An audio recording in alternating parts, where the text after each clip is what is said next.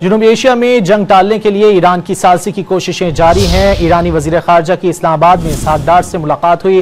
عباس اراغچی نے پاکستانی ہم منصب کے ساتھ ملاقات کو مفید قرار دے دیا۔ وزیر خارجہ نے پاکستان کا پہلگام واقعے سے کوئی تعلق نہ ہونے کا موقف دہرا دیا۔ پہلگام واقعے کے بعد پاک بھارت کشیدگی میں کمی کے لیے ایران متحرک۔ نائب وزیر اعظم اور وزیر خارجہ اسحاق ڈار کی دورہ پاکستان پر موجود ایرانی ہم منصب عباس اراغچی سے اہم ملاقات ہوئی۔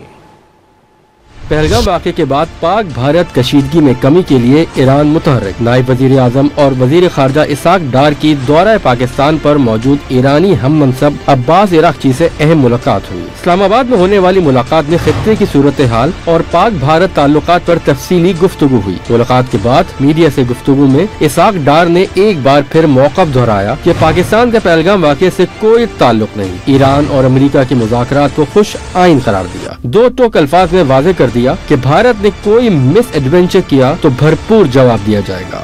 I have assured them, as decided in the meeting of the National Security Committee of Pakistan, that we will demonstrate patience, we will exercise full restraint, and we will not be the first one to take any escalating move.